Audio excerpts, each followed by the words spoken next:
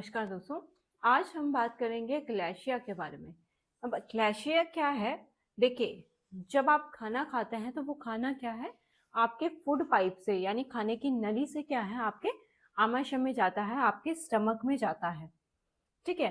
अब देखिए, आपकी जो खाने की नली है उसका जो निचला हिस्सा होता है जो स्टमक से जुड़ता है, अगर वो क्या होता है, ब्लॉक हो जाता है, सिकुड़ जाता है।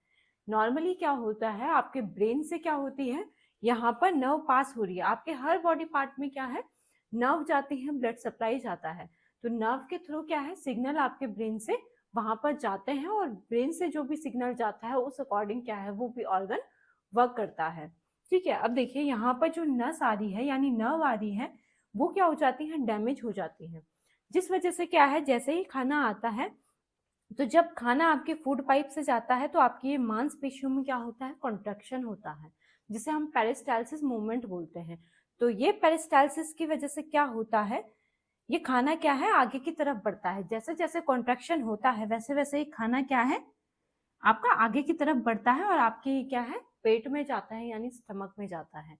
तो अगर यहाँ पर आपकी क्या है, ये नर्व सेल डैमेज हो गए हैं, किसी कारण की वजह से ये नर्व सेल डैमेज हो गए हैं, यहाँ तक प्रॉपर सिग्नल नहीं आ पा रहा है, जो मांसपेशियां वो कॉन्ट्रैक्ट नहीं कर पा रही हैं।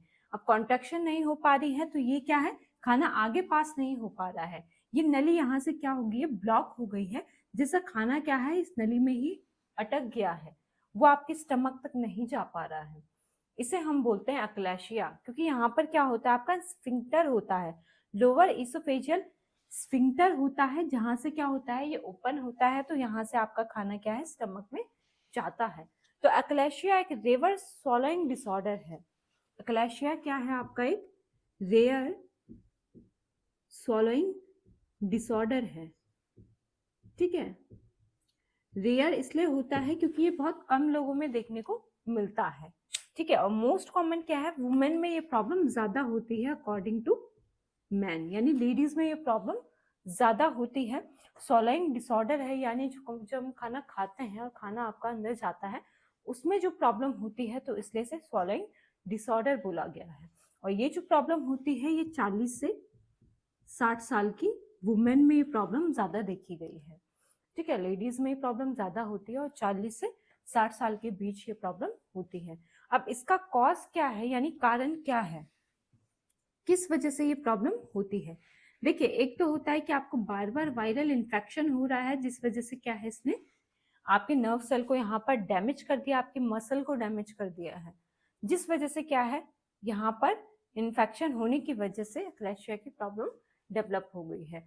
दूसरा कारण है, अगर आप बहुत ज्यादा लंबे टाइम तक बहुत गर्म खाना या ठंडा खाना खाते हैं, ठीक है, तो उससे भी क्या होता है, नर्व सेल डैमेज होने के चांसेस होते हैं। तो वायरल इन्फेक्शन की वजह से होता है, ज्यादा ठंडा खाने से या गर्म खाने से होता है, बहुत लंबे टाइम तक यानी बहुत सालों तक अगर ये प्रोसेस कंटिन्यू चल रही है, बार बार आपके नर्व सेल इरिटेट हो रहे हैं, ठीक है, बार बार उन्हें डैमेज पहुंच रहा है, तो उससे भी क्या है, अक्लैशिया की प्रॉब्लम डेवलप होती है। अगला कारण है जेनेटिक। देखिए, जेनेटिक भी ये प्रॉब्लम क्या है, आगे फैमिली में रन करती है, तो एक कारण ये भी हो सकता है। ठीक है। अगला कारण होता है कॉन्स्टिपेशन। देखिए, अगर आपको बार बार कब्ज बनती है, एसिडिटी बनती है, तो एसिड की वजह से क्या है, वो एसिड क्या होता है, अगर खाना पच नहीं रहा है, ठीक है, ढंग से पच नहीं रहा है, बार बार एसिड बन रही है, वो एसिड क्या है, आपके फूड पाइप को बार बार क्या कर रही है, प्रॉब्लम कर रही है। या क्या होता है, कुछ लोगों में कब्ज होने की वजह से जो अनडाइजेस्टेड फूड होता है वो यहीं क्या है, अटक जाता है, तो बार बार जब वो क्या है, आपके फूड पाइप को डैमेज करता है, तो उससे नर्व सेल डैमेज होने के चांसेस होते हैं, या आपके फूड पाइप के डैमेज होने के चांसेस होते हैं, उससे भी क्या है, अक्लैशिया की प्रॉब्लम डेवलप होती है। तो एक कारण है बार बार वायरल इन्फेक्शन होने की वजह से, बहुत ज्यादा ठंडा गर्म खाने की वजह से, जेनेटिक की वजह से, वो कॉन्स्टिपेशन की वजह से क्या होती है, ये प्रॉब्लम होती है। अब इसमें क्या सिम्टम्स आते हैं, देखिए कैसे पता चलता है कि अक्लैशिया की प्रॉब्लम है। तो सबसे पहले क्या होगा, आपको डिस्फेजिया की प्रॉब्लम होगी। अब देखिए, लक्षणों में सबसे पहले जो सिम्टम्स आपको आता है वो आता है डिस्फेजिया। डिस्फेजिया क्या है, देखिए डिस्फेजिया बोलते हैं अगर आपको खाना निगलने में प्रॉब्लम होती है। अब खाना निगलने में देखिए, जो सॉलिड फूड है और लिक्विड फूड है, दोनों में अगर क्या हो रही है, आपको प्रॉब्लम हो रही है, यानी अगर आप कुछ लिक्विड खा रहे हैं तो भी आपको प्रॉब्लम हो रही है उसे निगलने में, और सॉलिड खा रहे हैं उससे निगलने में भी अगर आपको प्रॉब्लम हो रही है, तो उसे हम मेडिकल टर्म देते हैं जिसे हम बोलते हैं डिस्फेजिया। ठीक है, तो ये प्रॉब्लम होती है। दूसरा है हर्टबर्न। अब हर्टबर्न क्या होता है, देखिए सीने में जलन होना, वो एसिडिटी जब ऊपर की तरफ आपके फूड पाइप में जाती है तो आपके फूड पाइप में क्या होती है, जलन होती है, जिसे हम हर्टबर्न बोलते हैं। ठीक है, तो डिस्फेजिया की प्रॉब्लम होती है, हर्टबर्न होता है और चेस्ट पेन भी होता है। सीने में एकदम से क्या है, दर्द भी उठता है। ठीक है, क्योंकि वो खाना क्या है आपके इस पाइप में अटक जाता है, ठीक से पास नहीं हो पाता है, या बहुत स्लो स्लो वो खाना क्या है नीचे जाता है। उस वजह से क्या होता है, जब अनडाइजेस्टेड फूड आपके यहाँ पाइप में अटक जाता है तो ये पाइप को क्या कर देता है, डायलेट कर देता है, खींच देता है, जिससे क्या है मसल में भी जोर पड़ता है, और यहाँ पर की जो मांसपेशियां हैं, जो नर्व सेल हैं, वो भी बार बार क्या है इरिटेट होते हैं, डैमेज होते हैं। तो इस वजह से क्या है सडन चेस्ट पेन आपको स्टार्ट होता है। तो डिस्फेजिया की प्रॉब्लम होती है, हार्टबर्न होता है, चेस्ट पेन होता है, और इसके साथ साथ देखिए कॉन्स्टिपेशन की भी प्रॉब्लम होती है।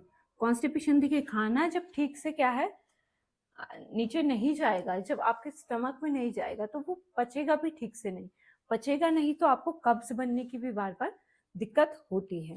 ठीक है, तो ये सारे लक्षण आपको क्या है दिखाई देते हैं। अगला है परसिस्टेंट कफ। परसिस्टेंट कफ क्या होता है, देखिए बार बार आपका लंबे टाइम तक कफ का बने रहना। अब कफ का बने रहना भी वो भी एक सिम्टम्स है अक्लेशिया का। ठीक है, तो इस प्रॉब्लम को हम मैनेज कैसे कर सकते हैं, देखिए इसके मैनेजमेंट के लिए सबसे पहले आपको क्या करना है, जो भी डाइट आप लेते हैं, ठीक है, तो आपको स्मूथ फूड लेना है, जिससे आपको क्या है पचने में कोई दिक्कत ना हो और आपको निगलने में भी कोई दिक्कत ना हो। ठीक है, तो स्मूथ फूड आपको लेना है, स्मूथ डाइट आपको लेनी है। ऐसा हाई हैवी फूड या हाई कैलोरी डाइट आपको नहीं लेनी है जो पचने में आपको क्या हो दिक्कत हो। दूसरा आपको क्या है कैल्शियम रिच डाइट लेनी है। कैल्शियम रिच डाइट का क्या काम होता है, देखिए कैल्शियम रिच डाइट क्या करती है, एक तो आपके ये जो पाइप है जो खींच नहीं रहा है, जो यहाँ पर ब्लॉक हो गया है, तो इसको क्या है रिलैक्स करने का काम भी करती है, मांसपेशियों को रिलैक्स करने का काम भी करती है, जिससे क्या होता है मांसपेशियां खिंचती हैं, तो यहाँ पर स्पेस बन जाता है खाना जाने के लिए। दूसरा क्या है, कैल्शियम क्या है, ये जो मांस की यहाँ पे ग्रोथ हो रही है इसको भी क्या करता है कम करता है। तो अपनी डाइट में आपको क्या है कैल्शियम लेना है। दूसरा आपको हाई कैलोरी डाइट अवॉइड करनी है, जिससे क्या हो यहाँ पर आपको खाना खाने में कोई प्रॉब्लम ना हो। ठीक है, तो ये आपको ध्यान रखना है। अगला क्या है, आपको कोई फिजिकल एक्टिविटी करनी है जिससे क्या है आपका वेट मेंटेन रहे। ठीक है, आपकी जो ये फूड पाइप है ये इजीली क्या हो यहाँ से खाना पास हो पाए, यहाँ पर कोई मांसपेशियों की ग्रोथ ना हो। ठीक है, जिससे आपकी नली ब्लॉक ना हो। ऐसी डाइट आपको नहीं लेनी है जिससे आपको कब्ज हो, बार बार एसिड बने, बार बार अपच हो, जिससे अक्लेशिया की प्रॉब्लम हो। तो सबसे पहले आपको क्या करना है, अपने डाइट को हेल्दी रखना है, जिससे अक्लेशिया की प्रॉब्लम आपको कम हो। और खाना खाने के बाद कुछ देर क्या है आपको वॉक करना है, जिससे आपका खाना इजीली पच जाए। एकदम खाना खाने के बाद क्या है सोना नहीं है। तो अपनी लाइफस्टाइल को हेल्दी रखिए और अपना ध्यान रखिए। अगली वीडियो में हम बात करेंगे अगली प्रॉब्लम के बारे में। धन्यवाद।